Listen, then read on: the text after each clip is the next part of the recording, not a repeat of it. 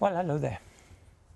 I wasn't going to do another Alex Belfield video because I'm completely bored with the man and I was going to leave him alone. But so many people have contacted me since Sunday's episode that I only felt fair that I should put out a video. Somebody else has already put out a video, so I'll get his name out there first.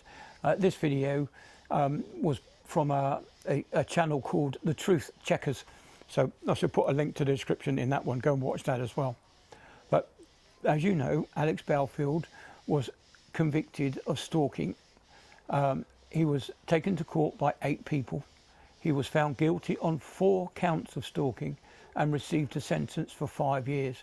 He served half that sentence, so he was released 2.5 years after being convicted.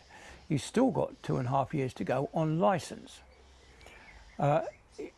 Being convicted of a crime with a sentence of 5 years means he won't be able to go to America again, so that will piss him off slightly. He was also banned for a short period of time. Nottinghamshire Post managed to get him a YouTube ban, which obviously his solicitors have actually gone into action, and YouTube have rescinded that ban and he's now allowed to make videos again. His book sales were banned, but that's also been rescinded and he can now publish his books. Yes, he is allowed to write books in prison, as the same with Jeremy Archer. He was the same, he wrote books while inside. Now, Jeremy Vine is being mentioned on Facebook again by Alex Belfield's followers. Now they're going to end up probably get him sent back inside if they're not careful by repeating false rumours and allegations on Facebook, and I think that's already started to be taken down.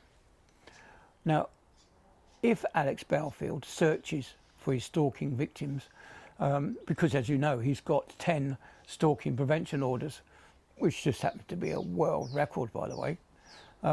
Yeah, so if he's even does the tiniest internet search, it'll be banged up again. So, but yeah, the video that he put out on Sunday, I didn't get the impression that he's been rehabilitated one iota. He came across as being extremely angry, and if I didn't know better, I would say that he was out to seek revenge. Now, he said that he was jailed for free speech. He was jailed for telling the truth. Well, no, he wasn't. He said he was going to sue the BBC, and he begged for money, and he received thousands of pounds simply because people hate the BBC. Now, I hate the BBC, and I fell for that years before, and then I suddenly realised that what he had actually done, he'd actually got himself sacked from the BBC for being rather vulgar. So there was no chance of him actually getting the money back whatsoever.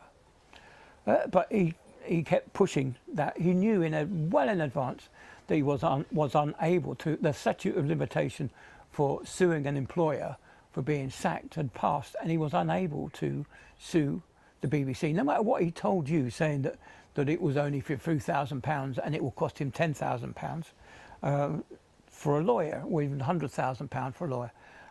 He knew that he couldn't pursue the suit against the BBC. So why didn't he stop? It's because he knew that he was going to be prosecuted for stalking, that he kept this ruse up of claiming that he's going to sue the BBC. Now, lots of people have asked for their money back, and it ain't coming back. It ain't coming back. He's disposed of that money. He claimed to have done a lot with it, but didn't really do much with it at all, I don't think, in my own personal opinion.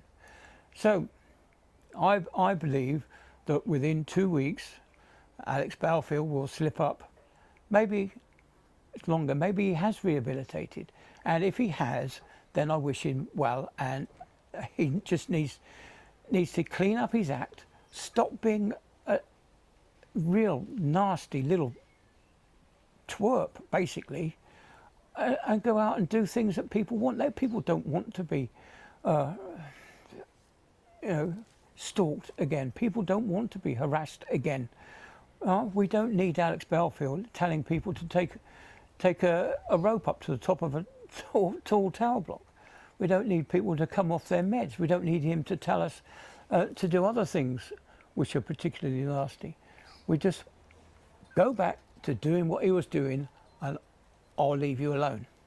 But all the time that Alex Belfield is out there grifting, I'm going to alert you to the grift. Anyway, that's enough of me rambling on. So be careful. Don't send him any money.